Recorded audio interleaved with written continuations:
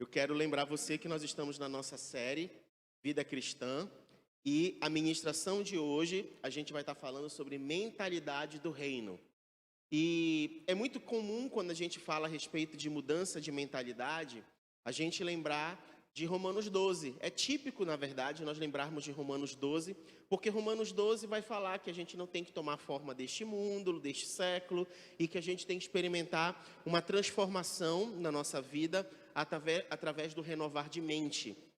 Então eu sei que é inevitável quando a gente está falando sobre uma mentalidade do reino, uma renovação de mente, eu sei que é inevitável a gente pensar em Romanos capítulo 12. Só que não é apenas o start de mudar a mentalidade que a gente tem que estar atento sobre o processo de renovação. Vou pedir a atenção de você, tá muito barulho aqui no templo hoje. Hoje o pastor puxou a orelha. Então vamos lá. Então, não é apenas o renovar da mente como start, Romanos 12.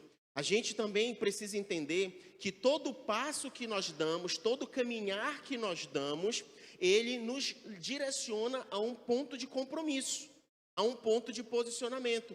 Então, quando em Romanos 12 o apóstolo Paulo fala, olha, vocês precisam experimentar um processo de renovação, e esse processo de renovação vai transformar a mente de vocês, ele dá outros passos de um compromisso que eu e você precisamos assumir, e ele aponta quais são esses aspectos que eu e você precisamos assumir. Em Romanos 12, ele estava falando sobre o nosso relacionamento com Deus, quando ele falou do verso 1 e o verso 2, ele falou com nós mesmos, como a gente deve tratar nós mesmos, do 3 ao 8, com os nossos irmãos do 9 ao 16 e com os nossos inimigos do 17 ao 21. Então, em Romanos 12, ele focou muito na questão dos relacionamentos. Mas agora, em Romanos 13, o apóstolo Paulo vai abordar mais 3 aspectos do relacionamento. Ele vai falar sobre como a gente se porta em relação às autoridades, como a gente se porta em relação à lei e como a gente se porta em relação ao dia da volta do Senhor. E quando a gente pensa a respeito disso, principalmente quando a gente vai falar a respeito das autoridades, eu sei que hoje o momento em que a gente vive no Brasil é um momento em que quando a gente pensa nas autoridades, a gente tem muito descrédito, a gente tem, na verdade, muitos motivos para, na verdade, se sentir desapontado ou desacreditado por conta das referências de autoridades que a gente tem, porque a gente acaba generalizando as autoridades num contexto político. Então, quando a gente pensa em autoridade, a gente pensa logo em autoridade política. Mas não é apenas essa figura de autoridade que tem sido desconstruída na nossa sociedade. A figura da autoridade também dos pais dentro do contexto da família também tem sido desconstruída. E aí você percebe, então, muitas pessoas já não tendo boas referências, ou de um pai, ou boas referências de uma mãe. E aí o caso é que, em vez de o cristão da igreja do Senhor guardar aquilo que é princípio bíblico, ela acaba se deixando influenciar por conta da maneira como a sociedade e o mundo está se portando. Então, eu já quero começar a ministração de hoje trazendo esse alerta para mim e para você. Todas as vezes que nós meditarmos na palavra, todas as vezes que nós nos debruçarmos sobre o ensino da palavra, nós precisamos entender que existe um parâmetro, existe um princípio eterno em Deus que precisa estar guardado no nosso coração para que a gente não peque contra o Senhor. E esse princípio, ele precisa ser colocado em prática por mim e por você. E o fato da gente ter o compromisso de colocá-lo em prática não significa dizer que é fácil, não significa dizer que é simples, não significa dizer que nós não vamos enfrentar uma força contrária para que isso aconteça. E parte dessa força envolve nós mesmos.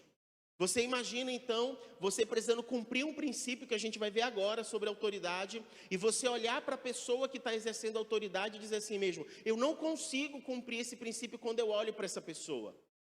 Quando eu olho para este cenário, eu não consigo cumprir. E aí a gente precisa entender que a gente não está cumprindo um princípio por conta desta pessoa. Nós estamos cumprindo um princípio por conta que é estabelecido por Deus. E aí nós estamos agindo em obediência a Deus. É isso que a gente precisa entender. Não vai ser fácil. E aí você vai dizer assim, mas em todas as circunstâncias, calma, a gente vai lidar com isso aqui. E os pontos em que a gente precisa saber se portar de forma diferente, a própria Bíblia nos traz esclarecimento a respeito disso. E é o que nós vamos falar a respeito disso hoje. Tanto que é como se o apóstolo Paulo já estivesse dizendo, em outras palavras, aquilo que Jesus mesmo declarou em Mateus capítulo 22, verso 21. Dar, pois, a César o que é de César e a Deus o que é de Deus. Ou seja, existe de fato um ponto limitador. E o ponto limitador é ter Deus como centro. Se a gente entende Deus como centro e não tira Ele desse lugar, a gente acaba tendo no nosso coração como discernir a maneira da gente se portar. Bem, dito isto, eu convido você então a abrir a sua Bíblia em Romanos, capítulo 13, como eu falei no começo. A gente vai ler do verso 1 ao verso 14. Romanos 13, do 1 ao 14. Eu vou pedir para você fazer um exercício comigo. Eu não sou professor de língua portuguesa, não sei se nós temos professores de língua portuguesa. Temos uma professora de língua portuguesa no nosso meio, mas eu preciso que você preste muita atenção nos verbos. Tá? Porque às vezes a gente lê a Bíblia achando que Deus está dando só conselho para nós. E tem momentos que Ele dá conselho, mas tem momentos que Ele está dando uma ordem. Tem momentos que é imperativo. E a gente precisa discernir isso na hora que a gente lê os textos. Porque, por exemplo, quando a gente pensa nos mandamentos, mandamento é mandamento, não é uma opinião, não é uma sugestão. Mandamento é assim, faça, né? Haja e tudo mais. Então a gente precisa entender isso na Bíblia também. Vamos lá então, Romanos 13, do 1 ao 14. Todos devem sujeitar-se às autoridades superiores, porquanto não há autoridade que não venha de Deus, e as que existem foram ordenadas por Ele. Portanto, quem se recusa a submeter-se à autoridade, está se colocando contra Deus, contra o que Deus instituiu, e aqueles que assim procedem trazem condenação sobre si mesmos. Eu vou ler de novo essa parte. Aqueles que assim procedem, como é que procedem? Contra a submissão à autoridade. Aqueles que assim procedem trazem condenação para si mesmos. Verso 3. Porque os governantes não podem ser movidos de temor para que os que praticam o bem, mas para os que fazem o mal. Não queres sentir-se ameaçado pela autoridade? Faze o bem, e ela o honrará, pois ela serve a Deus para o teu bem. Mas se fizerdes o mal, teme, pois não é sem razão que traz a espada. É serva de Deus, agente da justiça, para punir quem pratica o mal. Portanto, é imprescindível que sejamos submissos às autoridades, não apenas devido à possibilidade de uma punição, mas também por causa da consciência. Por esta razão, igualmente pagais impostos, porque as autoridades estão a serviço de Deus. E seu trabalho é zelar continuamente pela sociedade. Verso 7.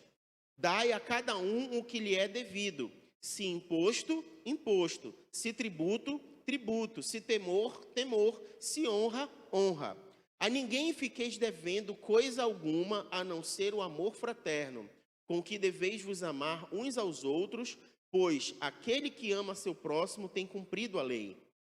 Portanto, os mandamentos: não adulterarás, não matarás, não furtarás, não cobiçarás, bem como qualquer outro preceito, todos se resumem neste mandamento: amarás o teu próximo como a ti mesmo. O amor não faz o mal contra o próximo, portanto, o amor é o cumprimento da lei. Fazei desta maneira, discernindo o tempo em que vivemos, pois que já é a hora de despertardes do sono, porque agora a nossa salvação está mais próxima do que quando cremos. A noite vai passando e chegando ao seu final. O dia logo alvorecerá.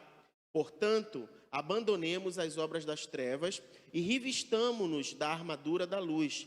Vivamos de modo decente, como em plena luz do dia, não em orgias, em bebedeiras, não em imoralidade sexual e depravação, não em desavenças ou invejas. Ao contrário, revestivos do Senhor Jesus Cristo e não fiqueis idealizando como satisfazer os desejos da carne. Texto de 1 a 14, e você já viu que o apóstolo Paulo então vai abordar 3 aspectos aqui. Ele vai abordar o aspecto do nosso relacionamento com as autoridades, do nosso relacionamento com a lei, e quando ele fala da lei, é aquele trecho que a gente leu sobre a gente dever apenas o amor aos outros, e o segundo, que é a parte final do texto, falando a respeito da volta de Jesus do final dos tempos. Então, Paulo fala sobre autoridades superiores, e quando ele fala isso, ele está falando então do Estado, dos seus representantes oficiais. Ele fala então desse grupo de pessoas que exercem autoridade sobre as outras. A autoridade do Estado, como diz a palavra, ela é delegada e não é uma autoridade absoluta. E a gente vai entender isso por quê. Existem apenas 3 instituições que foram terrenas, que foram instituídas por Deus. É a família, a igreja e o governo humano. Apenas essas 3. E elas precisam estar colocadas em harmonia, ou seja, o Estado não pode extrapolar o seu papel e interferir na família, a família não pode também interferir na igreja, a igreja não pode se sobrepor a nenhuma dessas outras instituições. Todas elas trabalham de forma harmoniosa, porque foram instituídas por Deus, e cada uma cumpre o seu papel. Infelizmente, ao longo do tempo e das eras, essas instituições, principalmente na história mais recente, a história da Reforma, por exemplo, e a história antiga vai mostrar que a relação entre o Estado e a igreja envolveu muitos interesses. E nesses interesses a gente viu então um momento em que o Estado tentou controlar a igreja, a gente viu um momento em que a igreja tentou controlar o Estado, a gente viu um outro momento em que o Estado se posiciona de uma forma e a igreja se acomoda diante do posicionamento do Estado, porque ela se tornou refém, ou seja, o Estado deu alguns benefícios para a igreja e a igreja, por conta desses benefícios, recuou porque estava como débito, como gratidão a esses favores recebidos.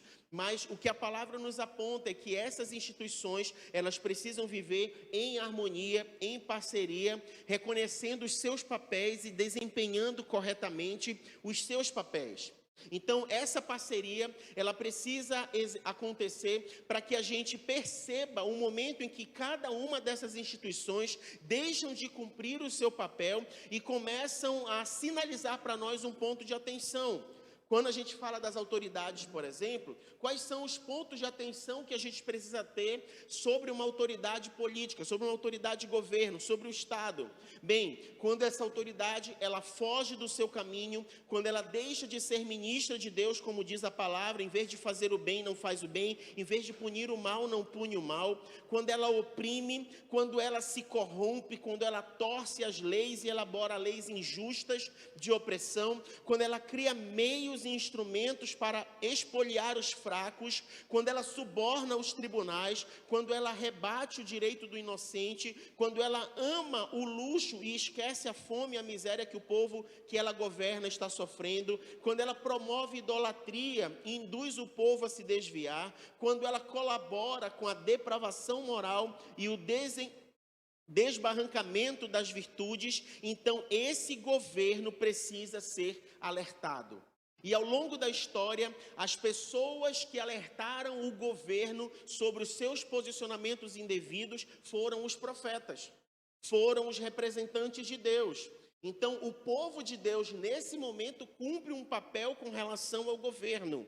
Não de se sobrepor ao governo e não de ser cúmplice do governo, mas ele se posiciona como guardião da palavra de Deus e ele, então, aponta e atinge o governo anunciando as depravações, anunciando as corrupções, anunciando aquilo que está sendo feito de forma indevida. E ao longo de toda a história você vê então de João Batista, que anunciou, no momento em que ele pregava, ele falava raça de víboras, que ele apontava e dizia, não, vocês estão agindo de forma indevida. Ao longo de toda a história, o povo de Deus então se posiciona porque ele precisa cumprir o seu papel como guardião da palavra, como aqueles que vivem debaixo da palavra de Deus. O povo de Deus não pode, a título de obediência, ser colaboracionista, entreguista e conveniente com a opressão e a corrupção da maldade.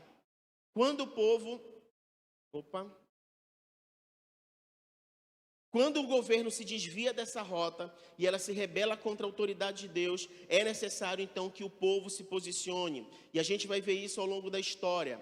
Êxodo vai mostrar, por exemplo, como aquelas parteiras hebreias, elas se recusaram a matar os meninos recém-nascidos no Egito por ordem do faraó. Vocês lembram dessa história? Deixa eu voltar aqui, que eu perdi a referência, mas está em Êxodo. Eu apertei aqui, acabou saindo a referência. Outra, Sadraque, Mesaque e Abidnego, Daniel capítulo 3, verso 15. Eles se recusaram a obedecer a ordem de Nabucodonosor para adorar a sua própria imagem. Daniel capítulo 6, verso 10, Daniel se resistiu à possibilidade de ele não poder orar ao seu Deus, então ele não se importou com a represária de não poder orar, e ele se posicionou como alguém que ora. E aí, ao longo de toda a história, os cristãos apontam essa resistência a todo tipo de autoridade indevida e corrupta. E em cada um desses casos, cada uma dessas histórias que eu citei, tanto das parteiras, quanto de Sadraque, Mesaque e Abidnego, quanto de Daniel, vem mostrar a submissão a um governo com um limite. E o limite dessa submissão ao governo está descrito em Atos, capítulo 5, verso 29. Abre comigo em Atos, capítulo 5, verso 29, que diz o seguinte: ao que Pedro e os demais apóstolos afirmaram, é necessário que primeiro obedeçamos a Deus e depois às autoridades. E é isso que eu e você precisamos ter em nosso coração. Entender que o nosso primeiro compromisso é com Deus.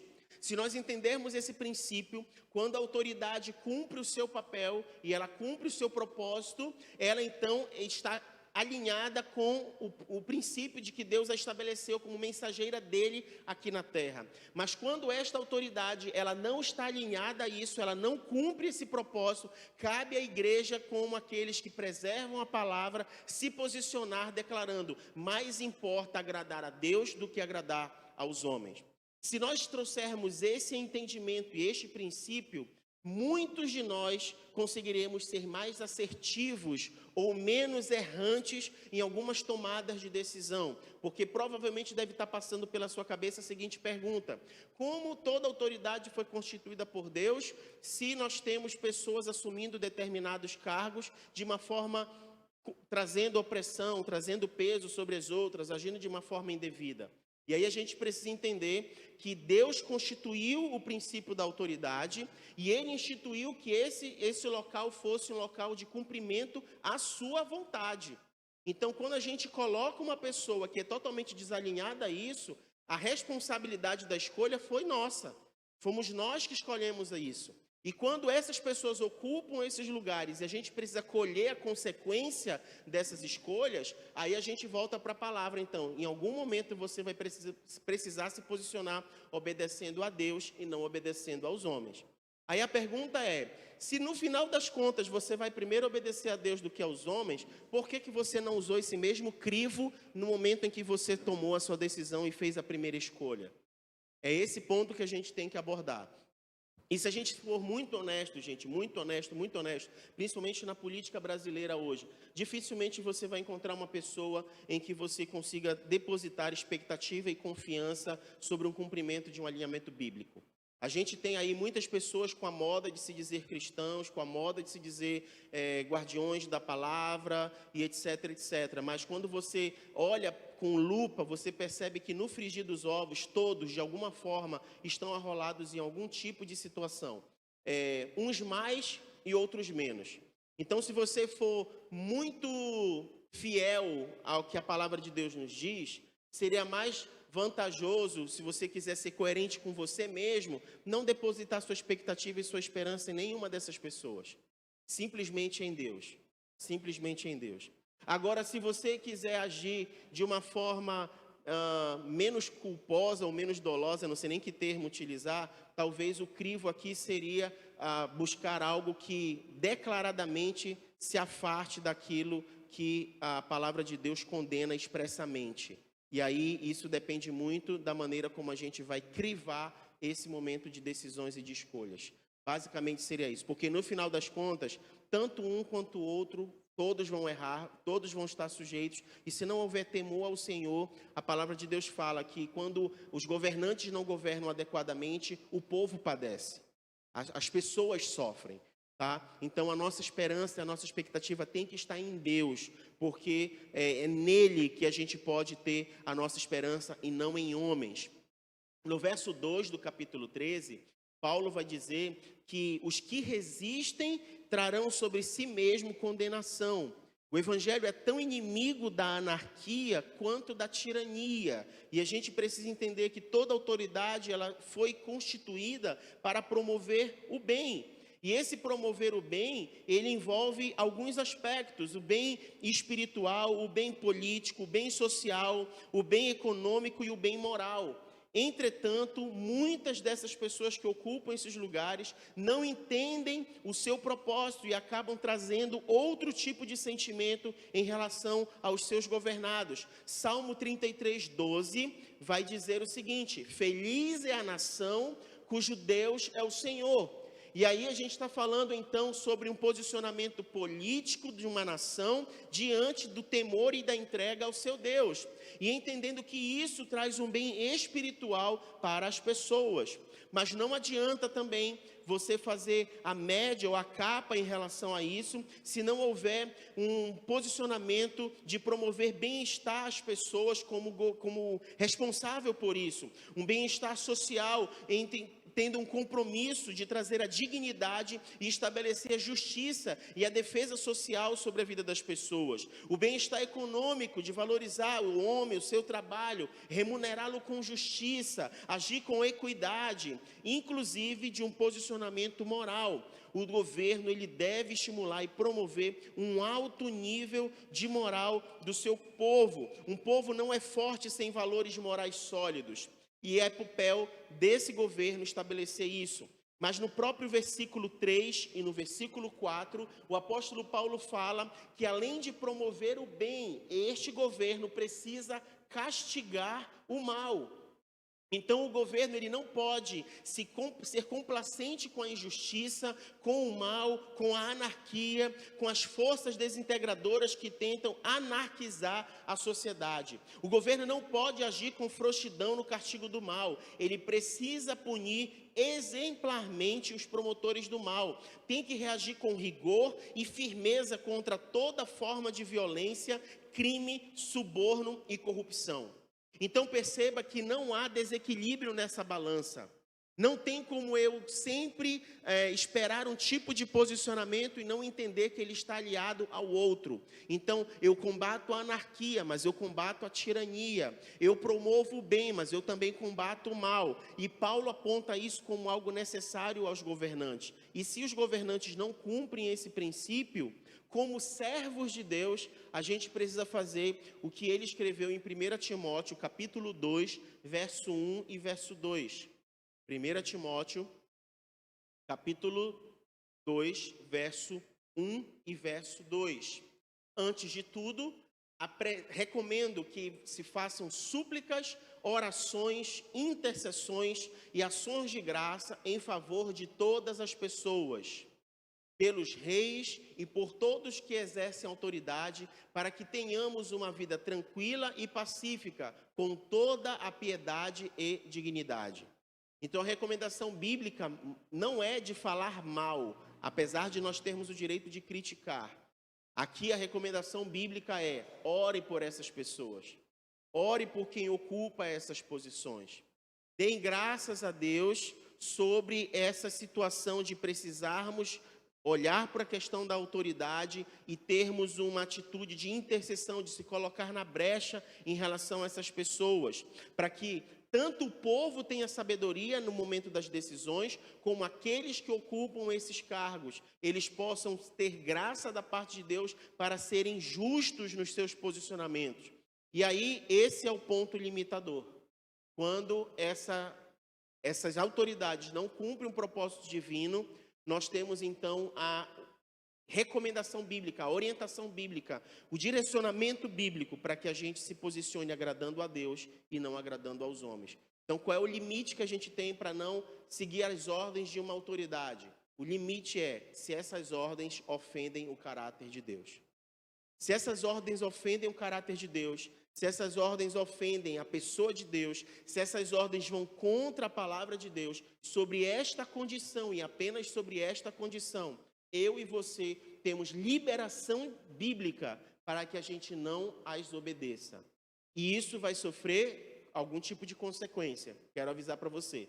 Basicamente, o princípio do que a gente vai enfrentar no final dos tempos sobre a volta de Jesus e a perseguição dos cristãos envolve exatamente isso. Envolve os cristãos precisando guardar a palavra, precisando serem obedientes a Deus e todo um movimento de um sistema contrário a isso. E à medida em que você precisa agradar a Deus e não agradar os homens, você vai ser punido por essa decisão e por essa escolha. Então, hoje nós precisamos ter consciência a respeito disso, porque hoje você diz assim mesmo, eu tenho liberdade, eu vivo num país democrático, eu vivo num país que eu tenho direitos. O desenho do que a palavra está apontando para nós é um momento em que a igreja e os cristãos serão perseguidos, e isso já acontece fora do Brasil, isso já é uma realidade em outros países, simplesmente pelo fato da defesa da fé que eles possuem. Então, eu e você, em defesa da nossa fé, seremos perseguidos. Hoje, o tipo de perseguição que a igreja recebe ainda não chega nesse ponto extremo de muitas privações, mas você já deve perceber isso quando você é cancelado por alguns amigos, quando você não consegue fazer parte de alguns ambientes, quando você tenta se pronunciar sobre alguma coisa e você é rechaçado sobre aquilo, e aí mesmo você vivendo num país democrático, onde você tem direito de expressão, liberdade de expressão, parece que essa expressão, essa liberdade, ela é cancelada. Então, hoje, de alguma forma, no construto social, a gente já experimenta isso.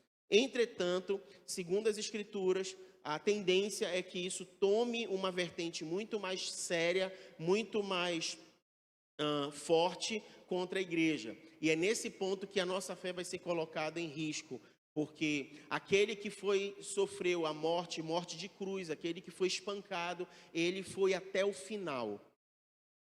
E aquele que for até o final, a promessa é que receberá a coroa da vida. Então, eu e você temos o exemplo em Cristo Jesus. Cristo Jesus, ele foi açoitado, sofreu tudo o que ele sofreu, e ele teve a opção, ele teve a possibilidade de não precisar enfrentar tudo aquilo, se ele simplesmente negasse o seu propósito, se ele negasse a Deus. E ele não fez isso, ele se manteve em silêncio diante de Pilatos, ele não recusou e não negou nada daquilo. Apenas diante do Pai, ele declarou o que estava no seu coração. Pai, se possível, afasta de mim este cálice. Contudo, não seja feita a minha vontade, seja feita a tua vontade. E ele enfrentou tudo o que ele enfrentou. E aí, eu e você chegaremos num determinado ponto que seremos confrontados sobre a mesma situação. E aí, cabe a uma posição nossa pública, se de fato a declaração que a gente faz aqui no culto, aqui na reunião, se a declaração que a gente faz no nosso ambiente de secreto, a gente fará de fato publicamente. Se de fato a gente fará diante dessas autoridades. Se de fato a gente fará diante daqueles que vão tentar nos fazer negar a fé por conta de uma abstenção, de livrar de algum sofrimento e de alguma consequência de perseguição. Você está entendendo isso? Amém? Mas Paulo fala de um outro nível de relacionamento. Ele fala sobre um nível de relacionamento em relação à lei. E ele aponta essa relação com a dívida que a gente deve ter com os nossos irmãos. E aí Paulo faz então uma transição da nossa relação com o Estado e com a política, com a relação aos nossos irmãos. E agora ele trata de uma dívida que nós nunca poderemos quitar completamente, que é a dívida do amor. Porque a maneira como nós amamos nunca alcança esse ponto do amor como é colocado biblicamente. O amor, ele é essencialmente obediência. Quem ama o próximo tem cumprido a lei. O amor não é o fim da lei, e sim o seu cumprimento. E aí você vai lembrar de Êxodo, capítulo 20, verso 13, quando a Moisés, recebendo da parte de Deus as tábuas da lei, e aí você vai conhecer esse trecho como os 10 mandamentos, e aí você percebe que os 10 mandamentos, eles são divididos em 2 grupos. Os mandamentos ligados ao relacionamento com Deus e os mandamentos ligados ao relacionamento com as pessoas. E aí, nesse trecho das Escrituras, o apóstolo Paulo está relacionando apenas ao relacionamento com o próximo, ao relacionamento com os irmãos. E em Êxodo, capítulo 20, verso 13, a gente chega na parte desse relacionamento com os irmãos. E você vai perceber lá que existe uma partícula nas frases dos mandamentos, que é a partícula não. Vamos ler comigo? Êxodo 20, do 13 ao 17. Diz assim: não matarás, não adulterarás, não furtarás, não darás falso testemunho contra o teu próximo, não cobiçarás a casa do teu próximo, não cobiçarás a mulher do teu próximo, nem os servos ou as servas, nem o seu boi ou o seu jumento, nem coisa alguma que lhe pertença. Então, tudo que a gente leu até aqui foram as sentenças não, de negativa, de não possibilidade. Agora, se nós entendermos esse trecho dos mandamentos pela perspectiva do amor, a gente pode ler esse mesmo trecho de uma outra forma. E aí eu escrevi aqui uma forma da gente ler esse trecho considerando o amor como um cumprimento do propósito de Deus para o nosso relacionamento uns com os outros. E ficaria assim: você amará, e por isso não cometerá adultério, mas preservará a sacralidade dos laços conjugais. Você amará, e por isso não matará, mas ajudará o seu próximo a conservar-se vivo e bem. Você amará, e por isso nada furtará que pertence ao seu próximo, mas antes protegerá suas possessões. Você amará, e como resultado não cobiçará o que pertence ao seu próximo, mas se alegrará no fato que ele possui alguma coisa. Então, se você parte do princípio do não fazer, você entende às vezes a lei como uma série de regras. Mas quando você entende o princípio e você organiza o que Deus está ensinando pelo princípio, você tem uma via que lhe aponta à obediência. É por isso, essa é a relação do amor à obediência. Então, eu amo e por amar eu me porto assim. Eu amo e por amar eu não faço isso. Eu amo e por amar a minha postura é outra. Eu amo e por amar eu sou diferente com relação a isso. É por isso que a sociedade tem dificuldade de encarar regras, porque para ela as regras é um monte de norma daquilo que você não deve fazer. Mas quando a gente aceita Jesus e a gente é conquistado pelo amor de Deus em Cristo Jesus, a gente não está lidando com a palavra, com a lei, por uma série de regras. Nós estamos lidando com os princípios que estão regindo o reino de Deus. E a gente é obediente por amor e gratidão a Ele. É uma maneira de pensar diferente. Aí você começa a perceber por que a mentalidade do reino. Porque significa que a maneira de pensar é diferente. A perspectiva de enxergar a coisa é diferente. A maneira de lidar com as situações são diferentes. Mas agora a gente entra para a parte final do que Paulo fala em Romanos 13, nesse trecho que a gente está falando hoje, porque ele vai trazer algo muito confrontador a mim e a você. Porque agora ele vai falar sobre aspectos práticos. Sobre aquilo que a gente falou das autoridades, a gente tem um parâmetro, aquilo que agrada a Deus e aquilo que não agrada a Deus. Beleza, então agradou a Deus, eu tenho que honrar a autoridade. Não agradou a Deus, agrado a Deus e não me preocupo com relação às autoridades, porque importa agradar a Deus. Ok. Com relação ao irmão, se eu tenho amor como princípio, então eu ajo na perspectiva do amor e me porto adequadamente cumprindo a lei do Senhor. Ok. E com relação à volta de Jesus? Como eu me porto em relação à volta de Jesus? E aí ele entra na última parte do trecho. Ele vai falar a respeito dessa volta. E ele vai falar que nós precisamos, então, a partir do verso 11, estabelecer uma postura de discernimento em relação ao tempo que a gente vive. E esse tempo que a gente vive, a gente pode dividir ele em duas partes. A gente tem este mundo, do jeito como a gente está vivendo e vendo ele, e a gente tem a era vindoura, aquilo que há de vir. A gente tem esse momento vivido e o momento em que Jesus vai voltar para buscar a sua igreja. Este tempo vivido, a gente diz que nós vivemos o já, mas ainda não. O que é o já, mas ainda não? É exatamente o fato de que quando Deus enviou Jesus, Ele inaugurou um novo tempo. E esse tempo, que é o reino de Deus manifesto aos homens em Jesus, já começou.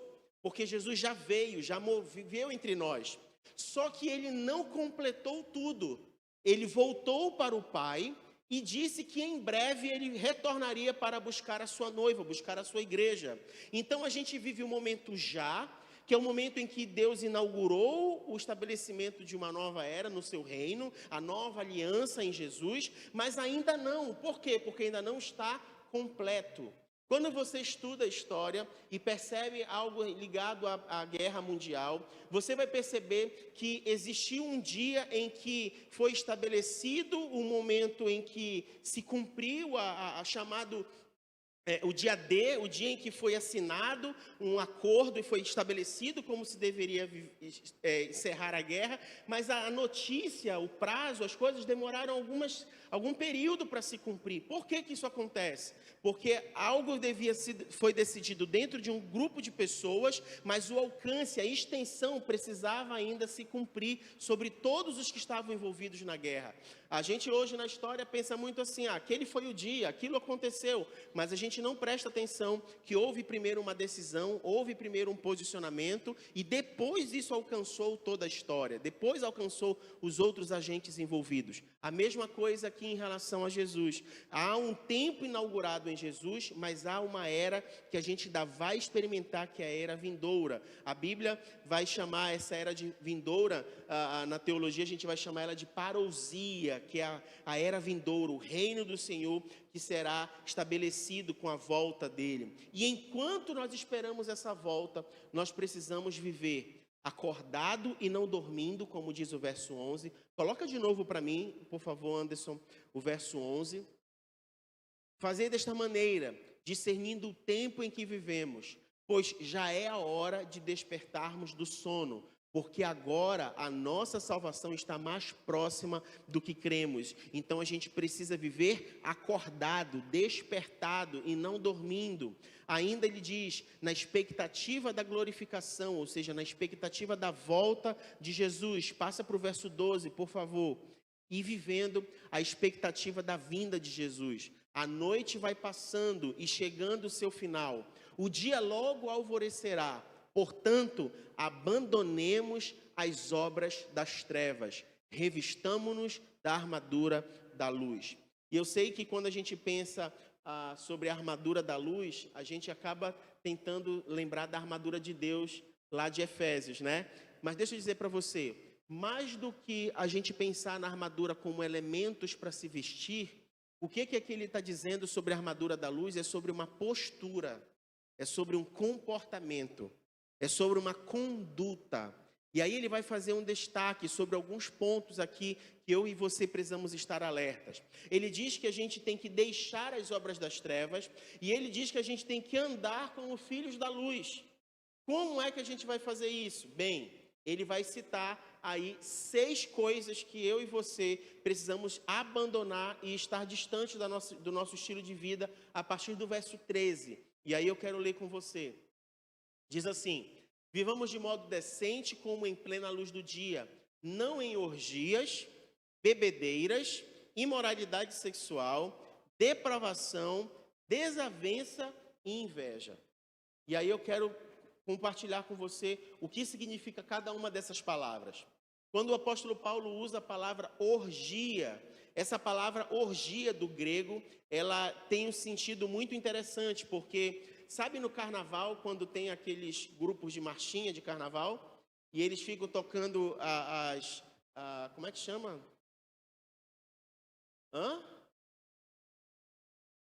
Mas tem um outro nome da marchinha que a gente dá, que eles ficam cantando e vão andando na rua com os instrumentos de sopro, e vem um grupo atrás dançando junto. Eu vou ver se eu lembro até o final. É exatamente isso que significava a palavra orgia no grego, no original. Só que essa palavra ela foi sendo modificada ao longo do tempo. Porque o que acontecia?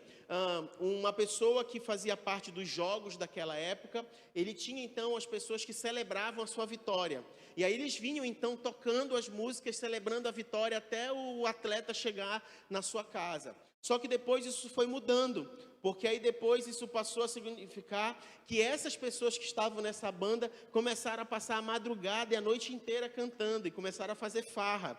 E depois isso virou uma moléstia, virou um incômodo sobre a vida das outras pessoas, porque além de eles estarem tocando, eles não estavam mais tocando para celebrar o campeão daquele jogo. Eles já estavam virando farra, eles já estavam se embebedando, já estavam transformando aquilo ali num procedimento que envolvia luxúria, que envolvia gastança, que envolvia imoralidade, desavença, envolvia um monte de comportamentos. Perceba que começou como algo e foi sendo transformado em outro.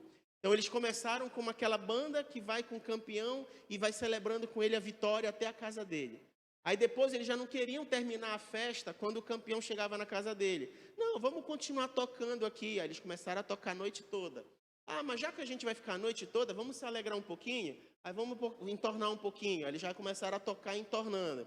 Ah, mas olha, eu olhei diferente para aquela fulana olhou diferente para mim. Aí elas começaram então, já além de entornar a cana, eles já começaram a ter relações indevidas. E aí aquilo que antes era uma proposta foi se transformando em outra coisa. Então hoje quando a gente fala da palavra orgia, ela significa esse tipo de postura onde as pessoas agem de forma depravada ao longo de festas envolvendo bebida, envolvendo gastança, envolvendo imoralidades sexuais. E ele dá um outro alerta, ele fala sobre bebedices.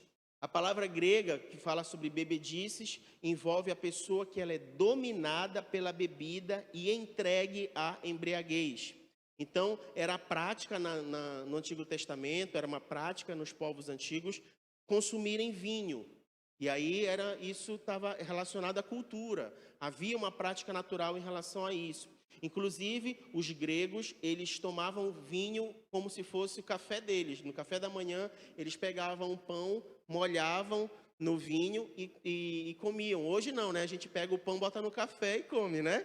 Pois é, naquela época eles faziam isso com vinho.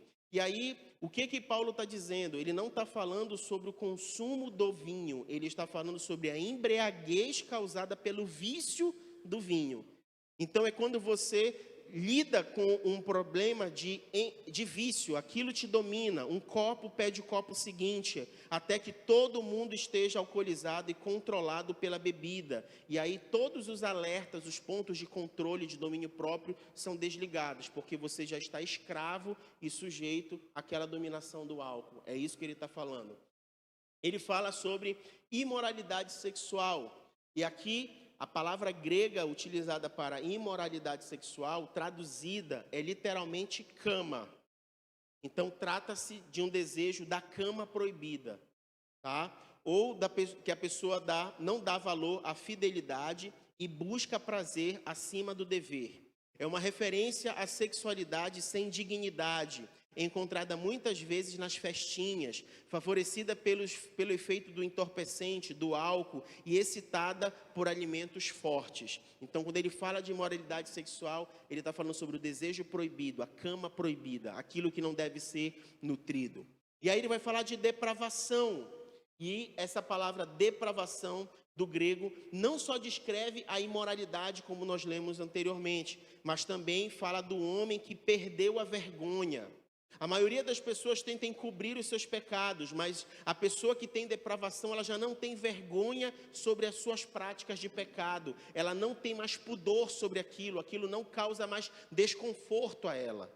E aí isso é chamado então de depravação. E quantas pessoas hoje em dia já vivem um estilo de vida tão depravado que elas não se portam mais como se aquilo fosse ruim ou inconveniente para ela. Ele fala também de contenda.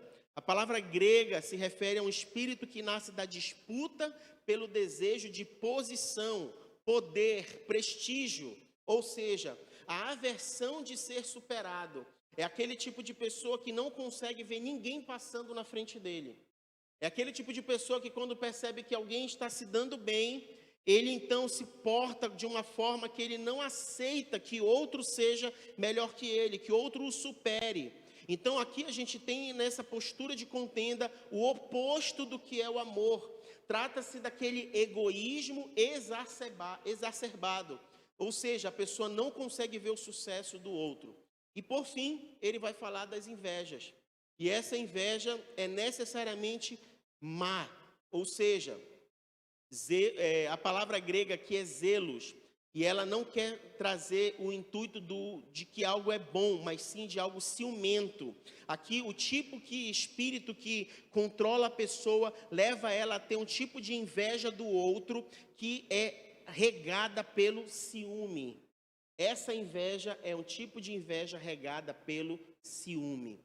E esse tipo de postura, ela tira totalmente o zelo pela pessoa, o seu irmão. E aí, o apóstolo Paulo fala no verso 14, então, que eu e você, diante de todos esses cenários, a gente precisa se revestir do Senhor. Ao contrário, revestivos do Senhor Jesus Cristo, e não fiqueis idealizando como satisfazer os desejos da carne. E aí eu quero ler com você Gálatas, capítulo 3, verso 27.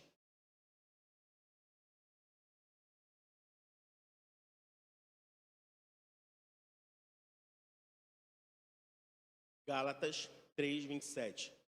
Diz assim: pois todos quantos em Cristo fostes batizados, de Cristo vos revestistes. E aqui ele está falando sobre uma vestimenta, que não é uma vestimenta física, é uma vestimenta espiritual. Ele está falando sobre uma postura e um estilo de vida. A gente viveu uma época onde os cristãos eles eram reconhecidos porque eles andavam com a Bíblia. A gente viveu uma época que quando chegava domingo, se você estivesse andando na rua e visse uma pessoa com a Bíblia na mão, você dizia assim: lá vai um crente indo para a igreja. Era isso que acontecia. Em uma outra época, além da Bíblia, você olhava para a vestimenta da pessoa e dizia assim mesmo: ali vai um crente indo para a igreja. Hoje em dia você não consegue identificar, porque o pastor já não está mais de terno, já não usa mais gravata. O celular, a Bíblia está no celular. E aí não há problema nisso, de vivermos uma outra época. Mas a pergunta é: como seremos reconhecidos? Como os cristãos serão reconhecidos? Como as pessoas vão poder olhar para nós e saber: ali vai um filho de Deus, ali vai uma filha de Deus, ali vai um homem de Deus, ali vai uma mulher de Deus? Se não pela aparente característica de andar com a Bíblia, porque não adianta carregar a Bíblia e ela ser desodorante, né? Ou ser peso para segurar alguma coisa. Se não pela vestimenta, e não adianta, porque a gente tem muitas pessoas de terno fazendo o crime do colarinho branco, que a gente falou ainda há pouco das autoridades, e muitos de autoridade eclesiástica também, dando um show aí de horrores no seu testemunho. Então, se não é pela aparência do usar a Bíblia física, se não é pela aparência da vestimenta, de alguma forma a igreja precisa ser reconhecida. E essa vestimenta que a gente leu agora, que fala dessa maneira de se portar, é com certeza a maneira como a gente procede na nossa vida. Com certeza isso tem a ver com a maneira que você fala, com a maneira como você se porta, com a maneira como você age e a maneira que você reage. Muitos de nós temos muito cuidado sobre aquilo que a gente fala, mas a gente tem pouco cuidado sobre como a gente reage ao que está ouvindo, ou reage ao que está sentindo.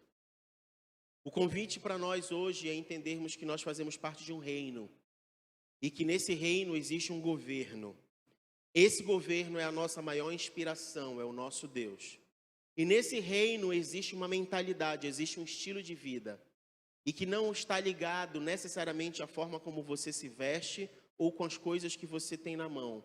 Mas, inevitavelmente, a maneira como você pensa e se porta vai refletir na maneira como você lida com muitas coisas à sua volta.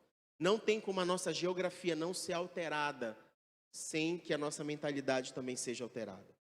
Basicamente, a maneira como você se organiza e você se porta é um reflexo daquilo como você pensa, daquilo que você acredita, daquilo que você carrega. E eu queria te fazer essa pergunta agora: o que tem governado os teus pensamentos?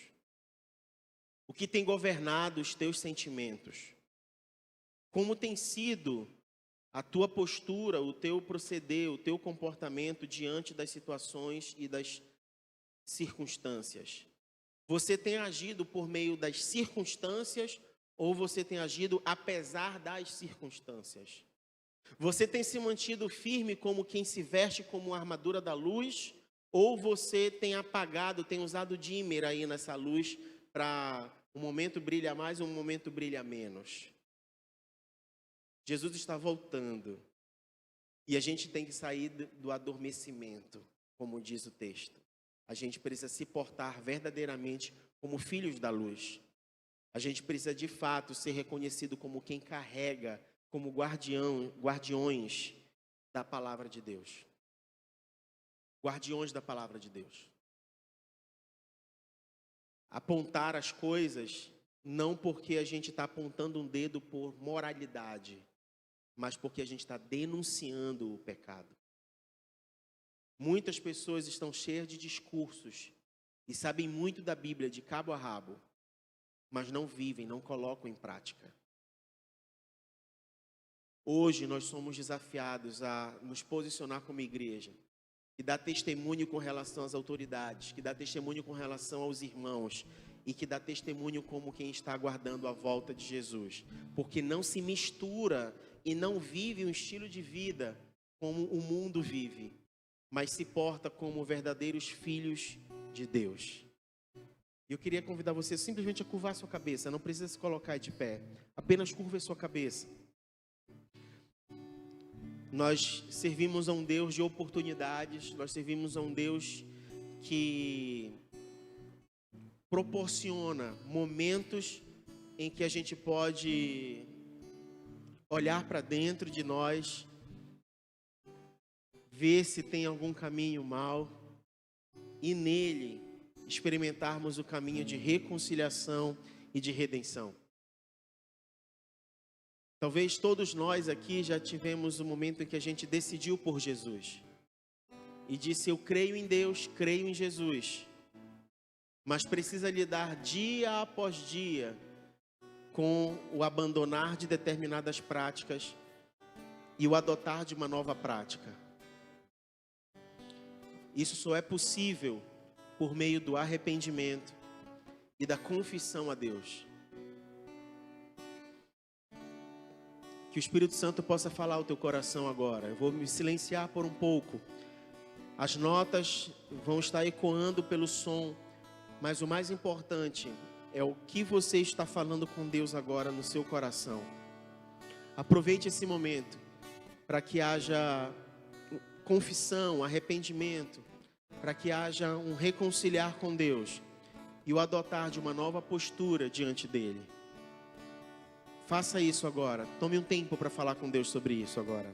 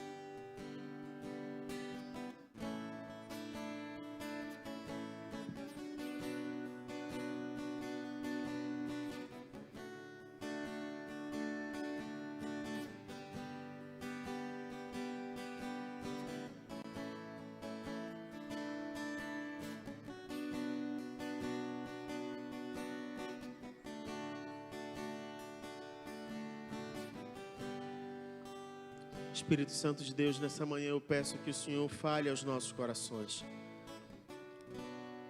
Talvez a gente não se depare com situações ligadas a pecados de imoralidade sexual, orgias, mas o Senhor sabe profundamente o nosso coração, o que passa pelas nossas mentes quais têm sido as nossas motivações. O Senhor sabe exatamente aquilo que a gente precisa lutar.